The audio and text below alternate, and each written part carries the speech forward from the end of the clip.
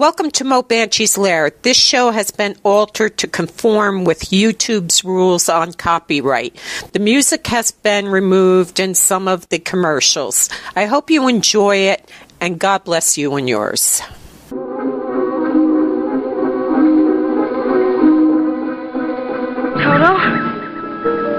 I have a feeling we're not in Kansas anymore. Welcome to Mo Banshee's Lair, rocking your world. That was Ella Fitzgerald and Louis Armstrong singing The Way You Look Tonight. Tonight we have a very special guest. I am over the moon to have her. But first, let me welcome everybody listening. As everybody knows, Mo Banshee's Lair is carried worldwide on the internet. Then I put it on a podcast. We're going out live now, and then it will be on YouTube tomorrow under Mo Banshee. And if you click Mo Banshee, you can find almost everything I do. I think I'm the only Mo Banshee in existence, which is okay. You don't want more than me. You know, more than one of me is a dangerous thing. But our guest is ready, and Kathryn Leigh Scott, welcome back to my lair. Oh, it's so good to be back with you. I just think you're terrific. Thank you, Mo. Thank you. And we're talking about something so very different than the last time, so that'll be interesting. Yes, you're an author, you're an actress, you're a publisher, you're a world traveler. You are a very, very active lady. Thank you. I am very active, and I'm very blessed to be able to do all of the things that I really enjoy doing. And acting and writing are really my twin careers. Yeah. Just so we get everybody on writing, Kathryn also has books out. The Jinx Fogarty Mysteries, Down and Out in Beverly Hills Jinxed.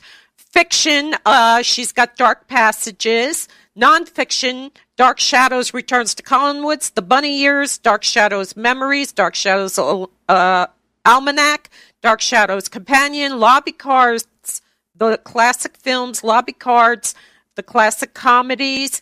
A very accomplished writer, and I've got a number of your books. So this book is an autobiography of sorts, right? Well, absolutely. It's called Last Dance at the Savoy, Life, Love, and Caring for Someone with Supranuclear Palsy. And in my case, the someone is my husband, Geoff Miller, who was the founding editor of Los Angeles Magazine. He passed away 5 years ago this coming week. I am sorry. From Progressive Supranuclear Palsy.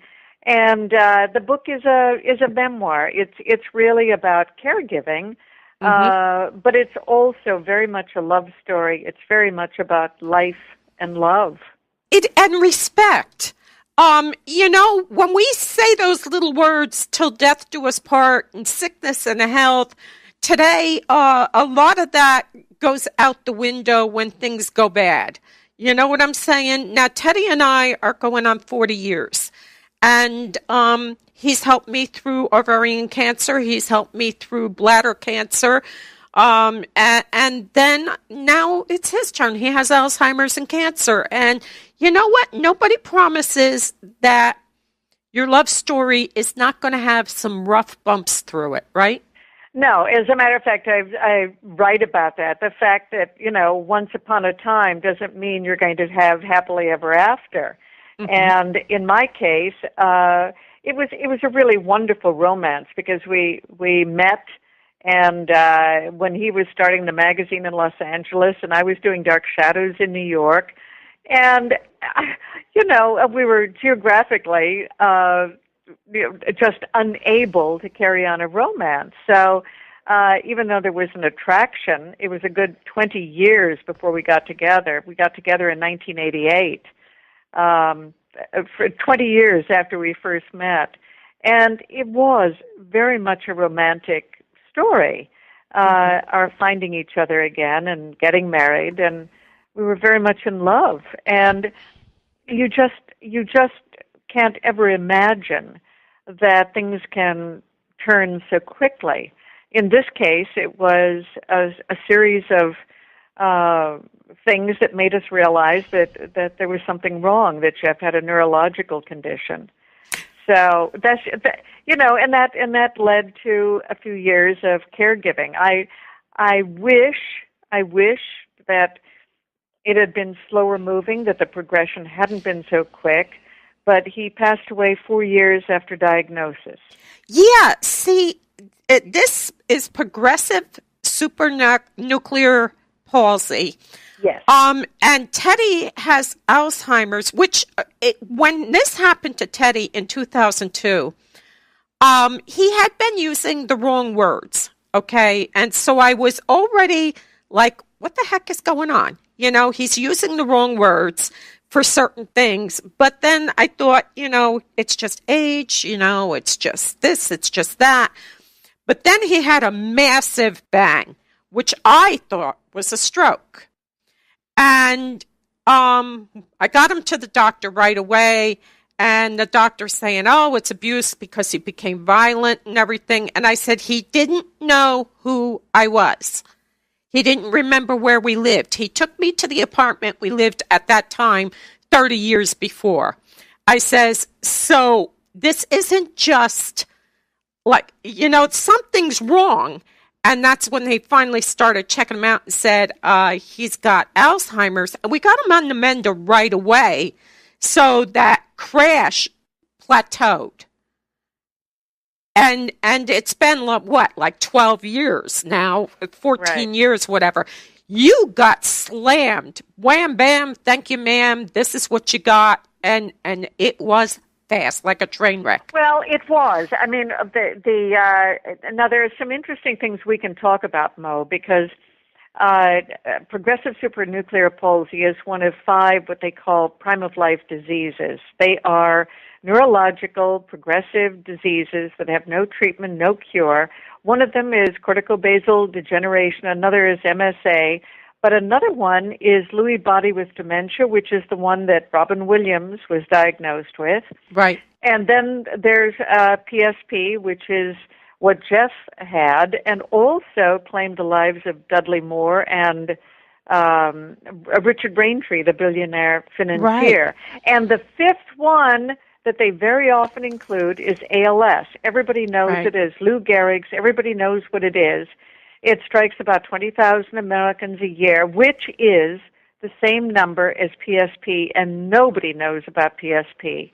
Yeah. So the reason why I really wanted to write this book also was to raise awareness for the disease, but also to let people know that the huge amount of research, thanks to the billionaire Richard Braintree and among others, that has gone into PSP research, has also come up with some really interesting new developments in our understanding of these diseases, including Alzheimer's.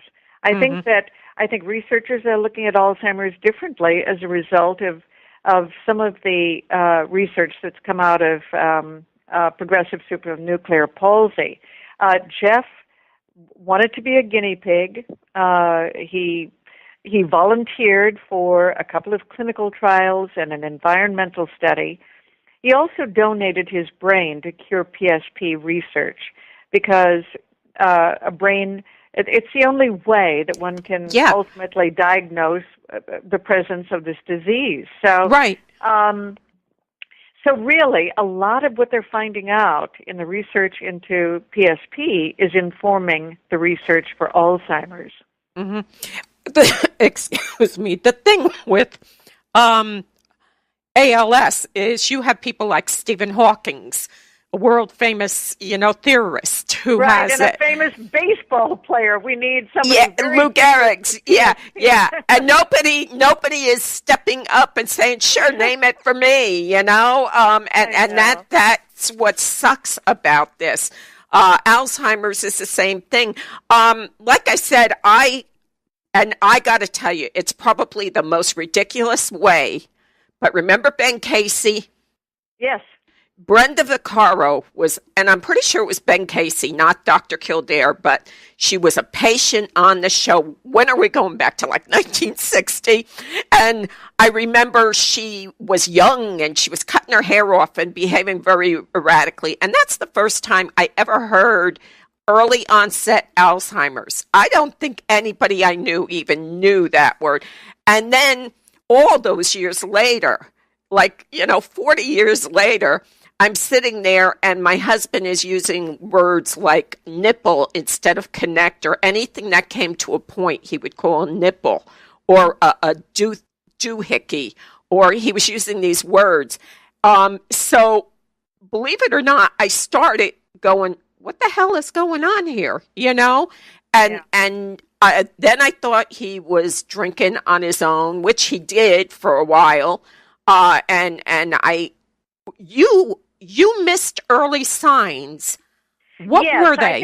I think that all of us do with neurological conditions.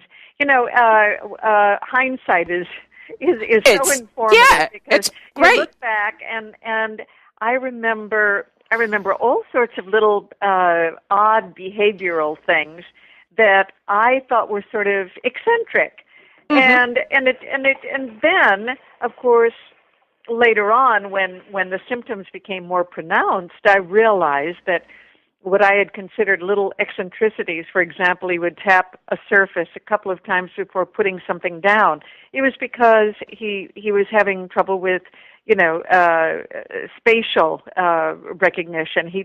He would adjust his eyeglasses when the eyeglasses weren't on his face. He would, it was the way he walked. He would kind of list to the right. One of the hallmarks of the disease is that you fall backward. And Geoff must have had 50 falls in 1 year, maybe some of them that I didn't even know about. Oh, sure. He's not going to tell you all backward. that. The other thing is an inability to shift the eyes up and down. So I would say, darling, please pick up your feet. You're looking at look straight ahead. You won't trip. I was saying all kinds of things like that until he was diagnosed and I understood what the symptoms were. And then I thought, oh my gosh, he was doing that 3 years ago. He was doing that 4 years ago. And there were behavioral changes, similar to what you would have noticed with your husband, although my husband, his symptoms didn't exhibit themselves in violence or anything like that. No, but he did become annoyed. Dementia, but just really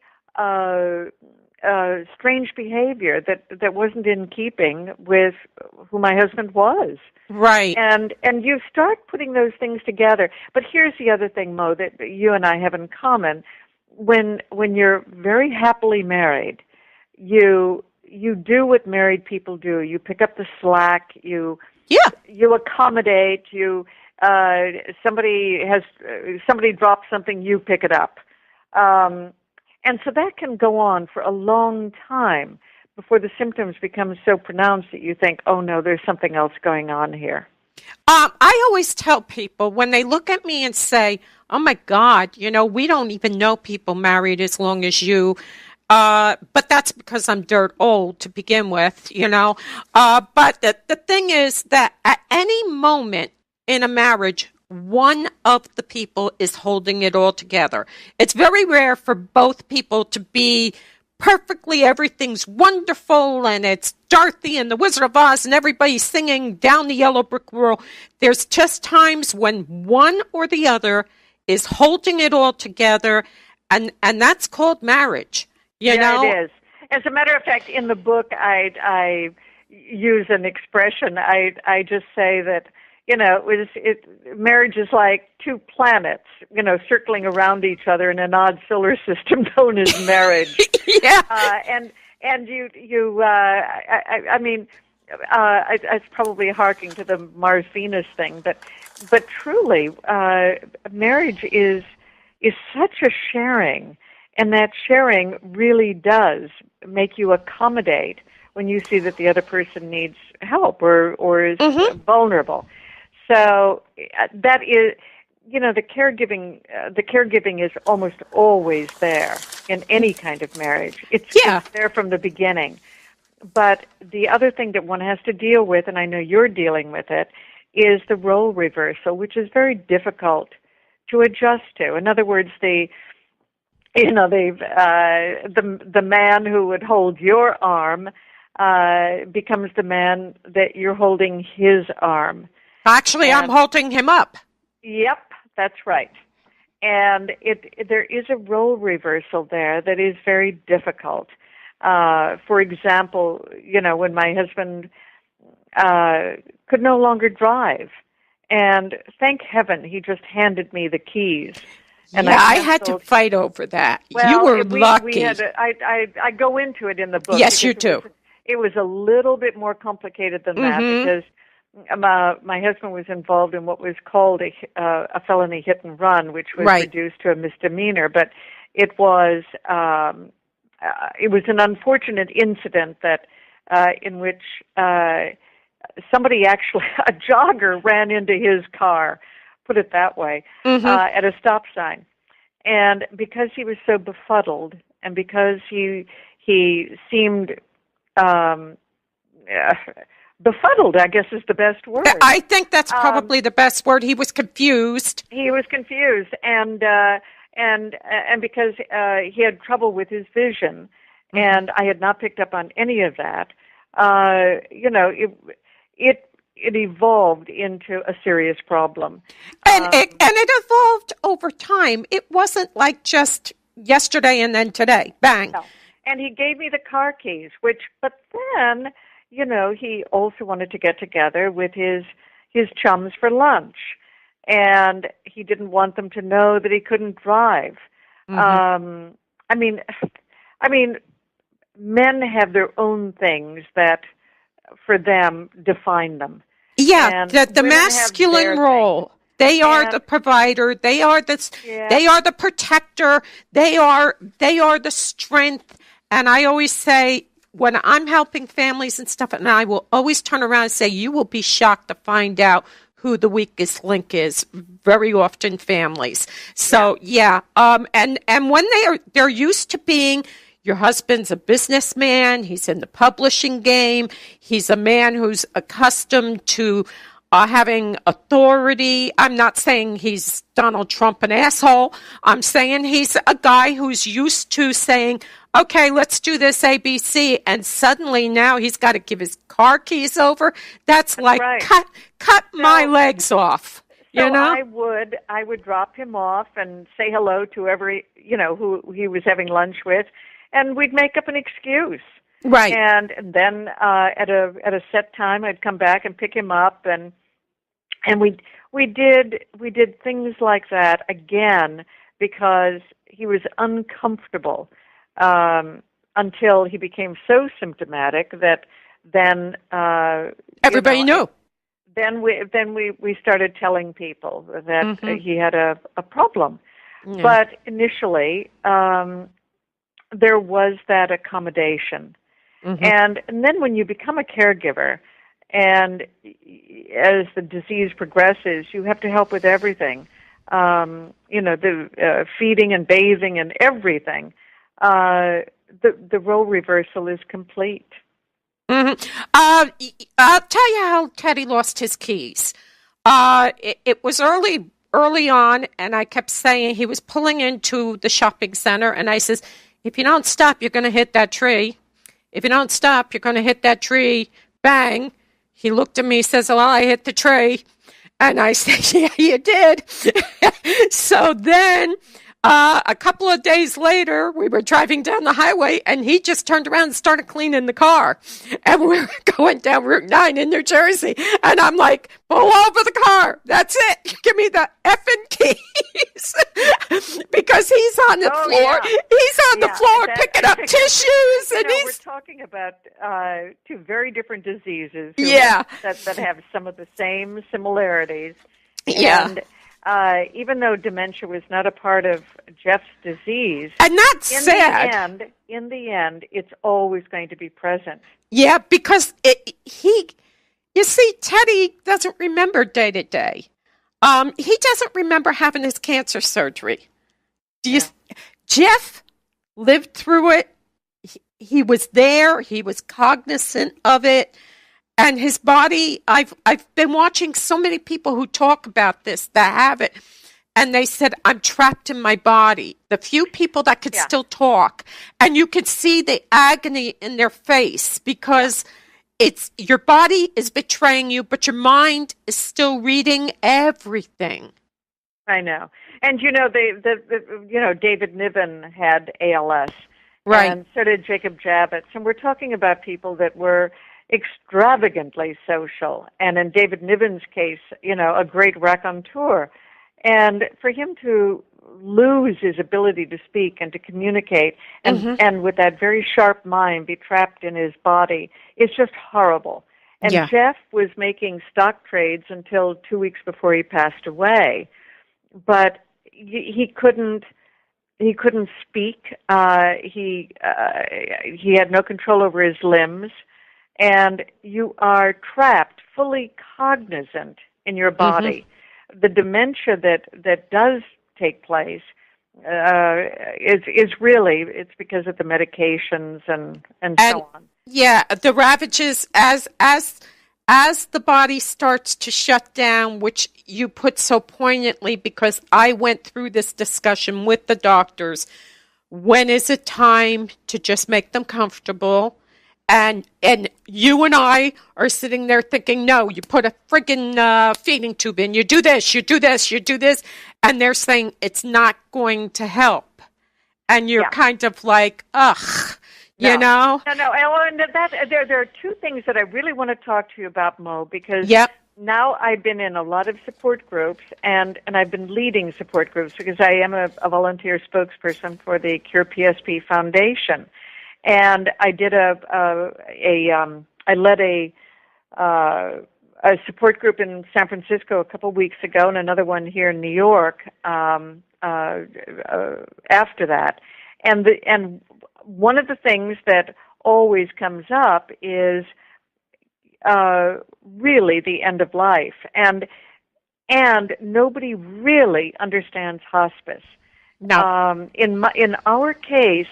And I talk about it in Last Dance at the Savoy, we brought in hospice, home hospice, because it provides you with help with the bathing care and a nurse that will come in fairly frequently, a doctor on call. But you've got home help that's really trained. And it's palliative care because in my husband's case, there was going to be no treatment, no cure. And it made him comfortable. So we're not talking about end of life. We are talking about quality of life. Right, and exactly. It is available. It is so much cheaper in terms of insurance, in terms of, what our government spends on health care. It is so much better when it can happen within the home. And they're comfortable. They're not taken out of their element. No, and they're getting the very best of care. And in my case, once hospice came in, I turned our bedroom into. And fortunately, it's a fairly large bedroom, but I turned it into what amounted to a cocktail lounge. There you go. But that means that I just put up a little round table with a cloth and a candle and a couple of chairs. And from 5 to 7 every day, everybody that knew Geoff, colleagues and friends, knew that they could stop in and have a Sam Adams or a glass of wine, some cakes and tea, and Geoff looked forward to it, even though he couldn't speak. It meant that he was social, that friends were able to come by and see him. I got rid of all of the medications. The room did not look like an invalid was there. Well, you did that for your mother, too, because just before this, your mother had been diagnosed with cancer, and you said her room kind of looked like a really high-end hotel room. I know. Again, you can do this at home. I mean, and almost anybody in any circumstance can somehow create an atmosphere that is cheerful, that's got a good feeling to it, so it doesn't feel like an invalid is there, so that a person doesn't feel isolated. And I don't mean just the person with the disease. I'm also talking about the caregiver, Right. because again and again what comes up in these support groups are people saying what an isolating disease this is. Right. So one of the things that I worked hardest at was to not make us isolated, to open Geoff up to all of the people who had known him, to all of our friends, and it made a world of difference. So one of the things I talk about is what hospice truly is, so that it's not the scary thing where, you bring in hospice and die a day later. Right. No, that's not what it is. And also just the idea of saying, life isn't over until it's over. Right. It's not over till the fat lady sings. And I ain't warmed up, right? Yeah, so just take every single moment, every precious moment, and make the most of it. Okay. I've got the little thing that I was sent, and I'm trying to keep on it, and I know I bounce around a lot, but that's me. It was 4 years from the time he was diagnosed to the time he passed away, pretty much, about a 4-year window. Yeah. And so out of this wreckage, for Teddy, I have a nickname. I call him Crash. See, we didn't know about the cancer up until even Christmas 2013. He was carrying 20, 30-pound bags of cat litter up 3 flights of stairs. And on New Year's Eve, I don't know what it is about New Year's Eve, but you mentioned New Year's Eve, a bad fall. In your book, Teddy fell New Year's Eve 2013-14. That was the first time we knew anything physical was going on with him. And then he fell a week later, and I had his rear up there because Teddy does not fall. I fall all the time. I have MS lupus. Falling is my Olympic event. I am an Olympic hero. I fall. I can be standing in front of you and just fall. I drop things. That's my other thing. But Teddy never fell. And so you start seeing this advanced falling, and 4 years later, you lose him, and then you become a national volunteer spokesperson for Cure PSP. It's an international organization. Is this your way of working through it? Well, yes, but it also has to do with paying it forward. When I went to that first support group meeting, I did not handle it very well. And there were 2 women there. Both of them one had lost a father, one had lost a husband. And those 2 women reached out to me. And they were volunteers with the support group, and they made all the difference in the world in my life. And when Geoff passed away, I didn't walk away from everything that had been part of the caregiving years. I really wanted to participate because there were people who had done it for me. I wanted to do it for others. Right. And most of the people who you find helping out at these support groups are people who have been caregivers. Right. It's almost a tradition.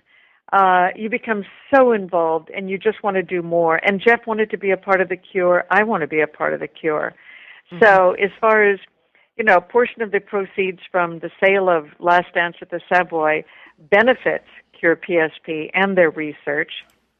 Mm-hmm. And whatever I can do as far as, leading these support groups, I would be happy to do so. One of the things that I think really is making the book a success is the fact that I included a resource guide, because when Geoff was diagnosed, I was trolling the internet, trying to find information, trying to figure out, what we needed to protect him, make him safe, protect me. Mm-hmm. And so the resource guide at the end, which is a lengthy one, goes into terrific detail about certain things. For example, I'll just pick one. there's a product that thickens liquids so that it keeps you from choking. Right.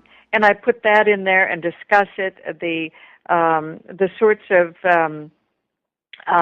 people that you need to bring into your life: a speech therapist, occupational therapist, all of these things which can be prescribed by your doctor.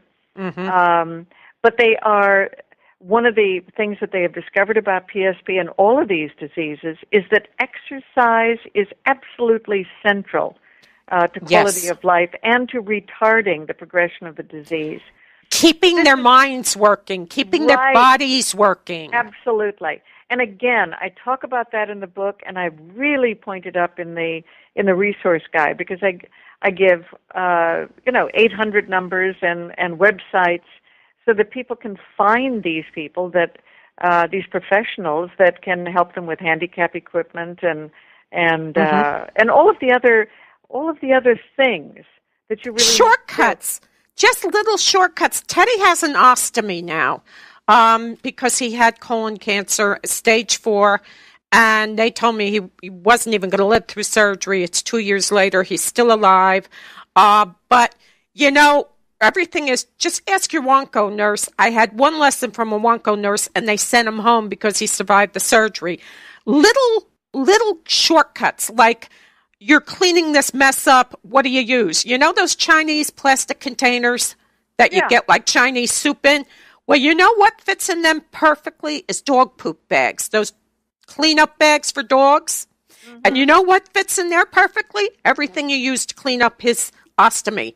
If I didn't belong to a support group, I wouldn't have even known that, because they were telling me just put a bag on his lap and then throw everything in the bag. And the poor guy is laying there with a pound of shit sitting on, on his lap in a garbage bag, where this is so much easier and efficient and gives them some dignity while you're trying to take care of them.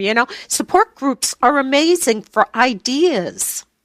Yeah, they are, and I know exactly what you're talking about, because there are so many things that only caregivers are willing to talk about among themselves, because it's not a nice job. It's not. It's just not, and it's not a pretty business. It's a privilege to be able to care for something that you love. But you also have to be mindful that it's a terrible job.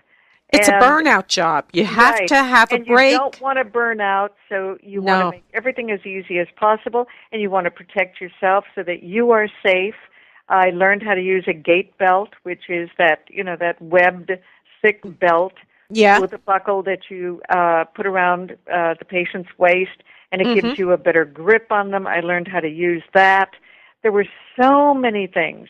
Another thing I learned is that Geoff, when I tried to walk him, would sometimes freeze, and I would try everything to get him to move until I learned that singing helps.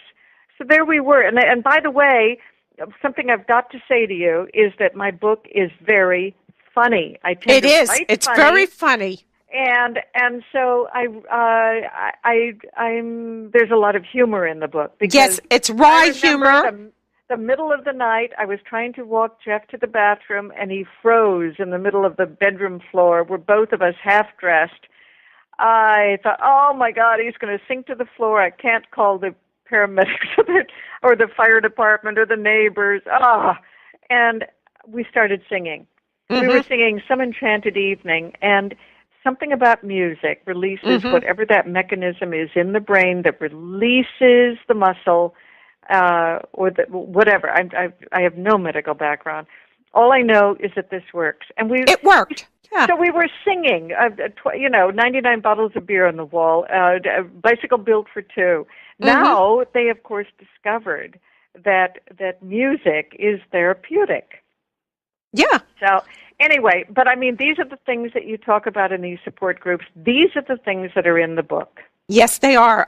Your book it's dry and wry humor, and that's what I call it.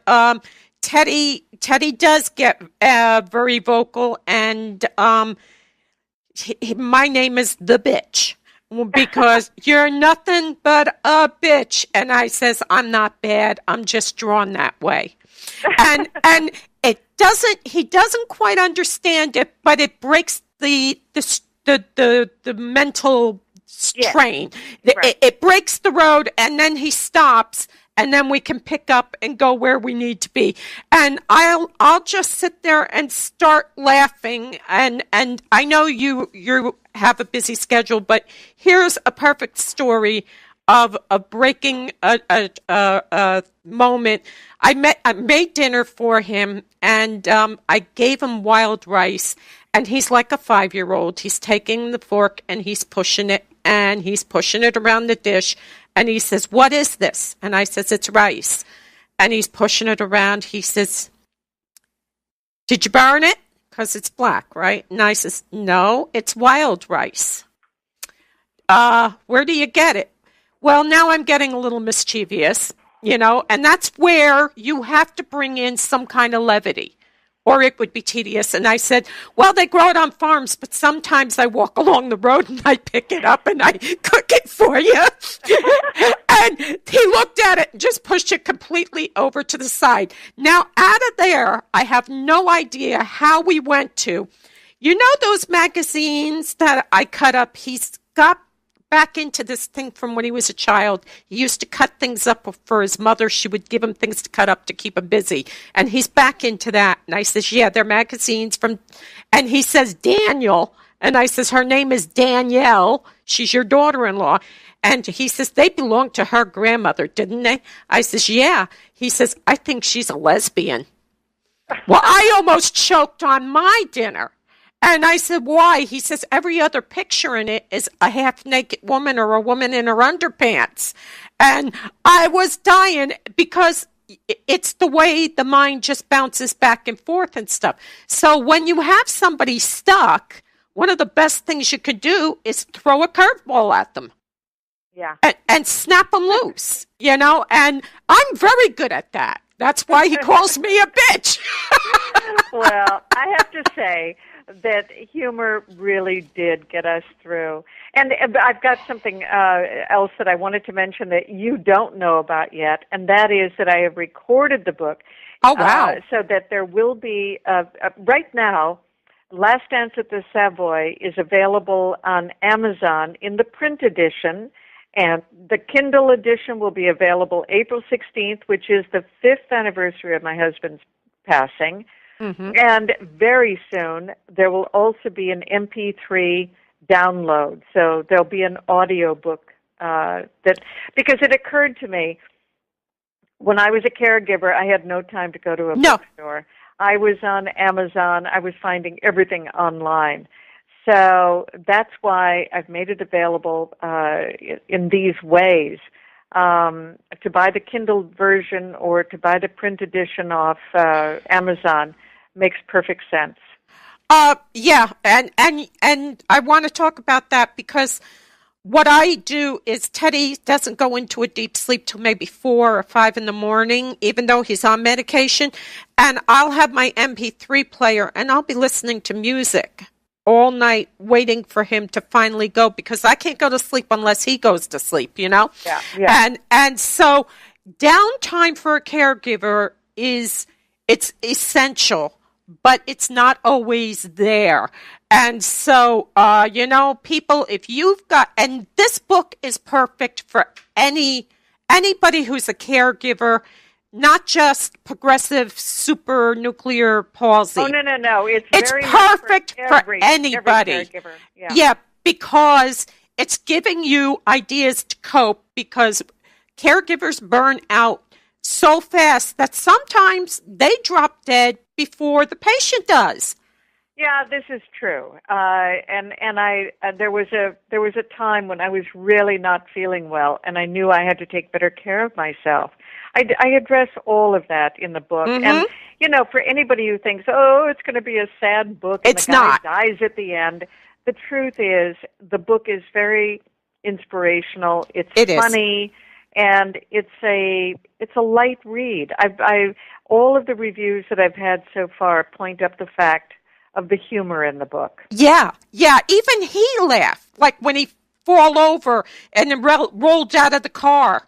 And he's laughing, and we have it here. Shit happens. What are you going to do? Stand there and cry? Like I said, life handed you a whole big tree of lemons. Make lemonade out of it. It's not going to go away. So deal with it and get on. You know what Geoff always used to say. That's life. Nobody gets out alive. Right. The book is on Amazon. And Kathryn, what is your site so everybody can go to your site? Please go on my site. It is www.KathrynLeighScott.com. KathrynLeighScott.com. And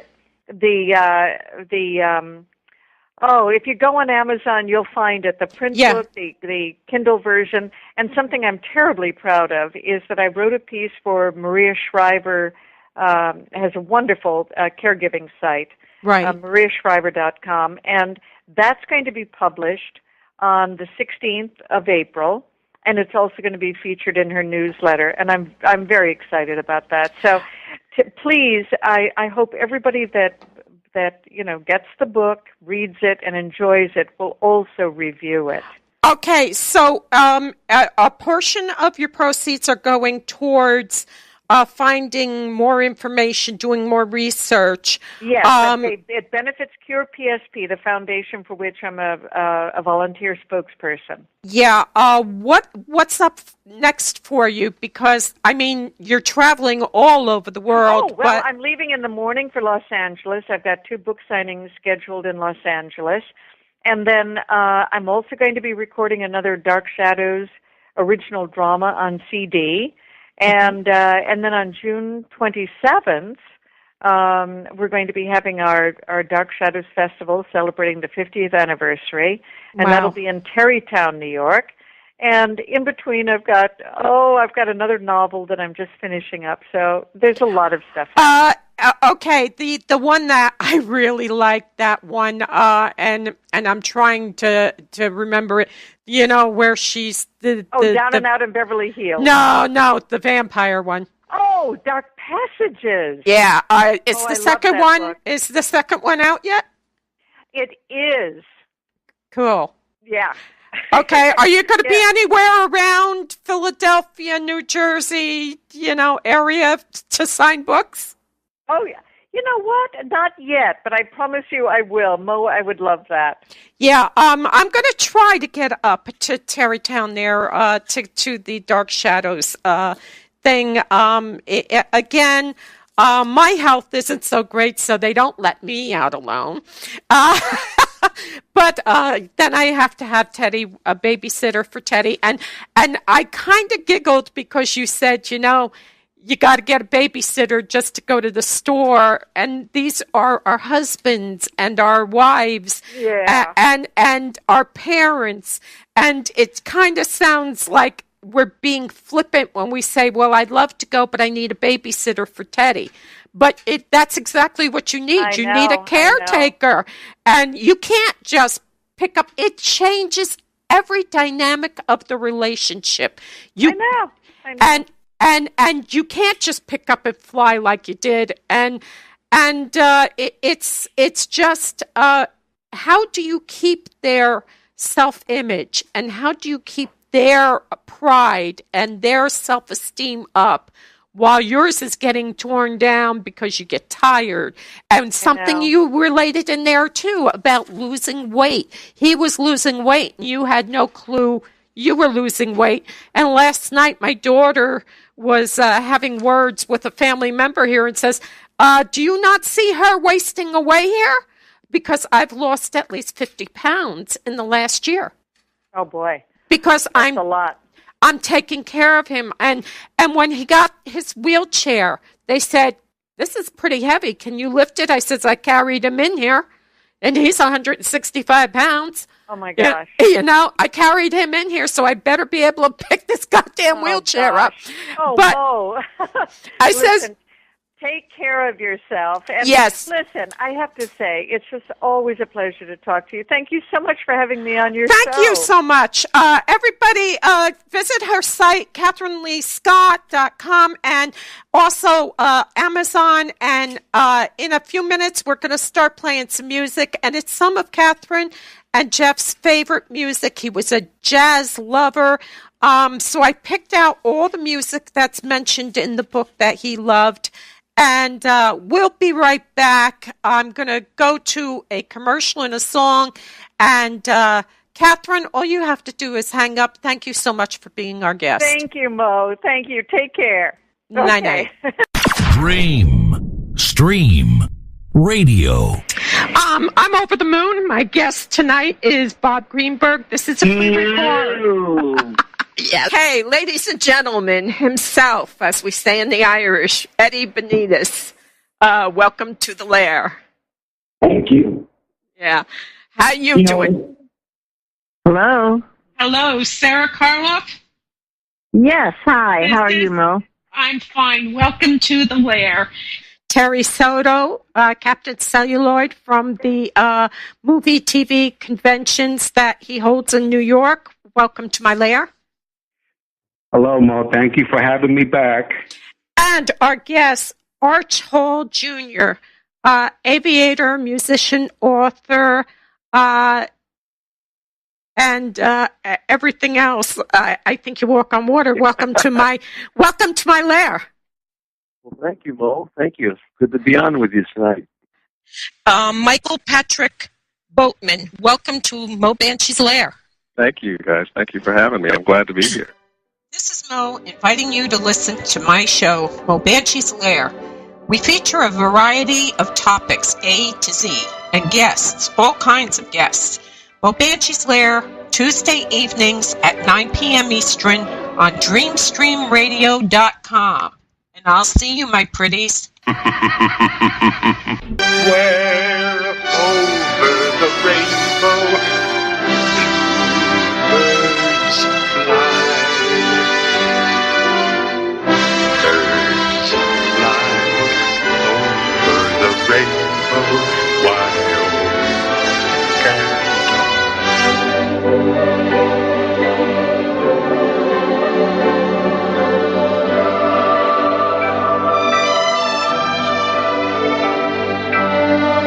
Thank you for visiting me at my lair. And God bless you and yours.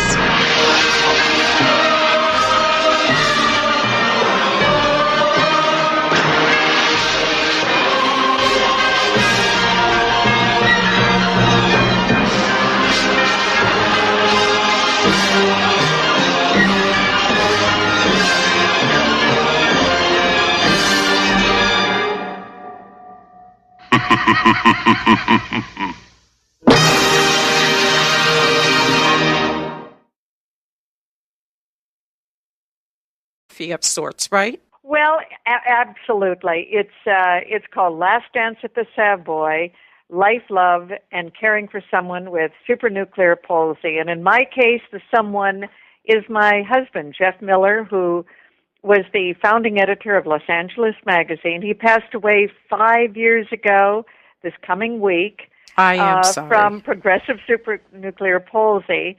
And the book is a memoir. It's really about caregiving, but it's also very much a love story. It's very much about life and love. And respect.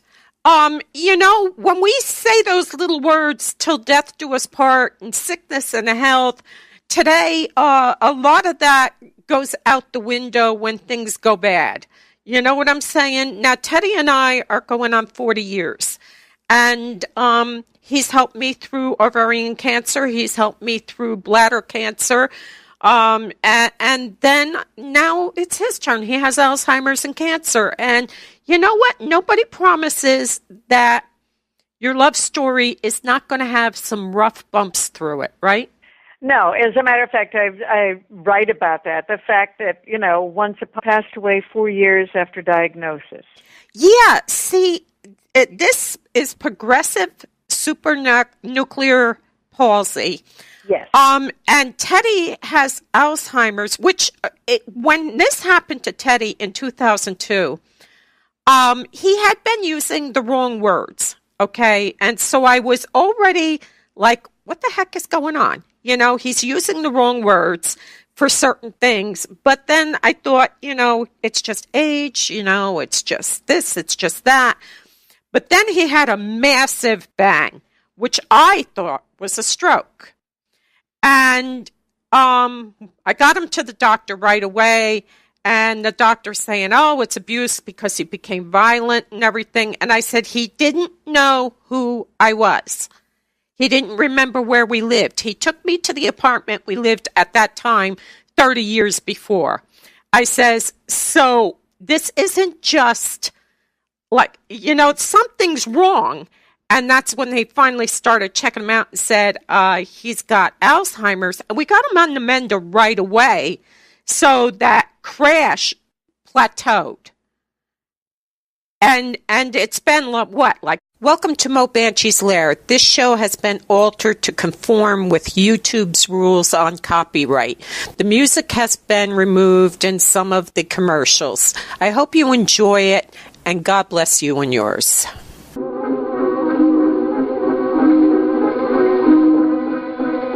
Toto? I have a feeling we're not in Kansas anymore. Welcome to Mo Banshee's Lair, rocking your world. That was Ella Fitzgerald and Louis Armstrong singing The Way You Look Tonight. Tonight we have a very special guest. I am over the moon to have her. But first, let me welcome everybody listening. As everybody knows, Mo Banshee's Lair is carried worldwide on the internet. Then I put it on a podcast. We're going out live now, and then it will be on YouTube tomorrow under Mo Banshee. And if you click Mo Banshee, you can find almost everything I do.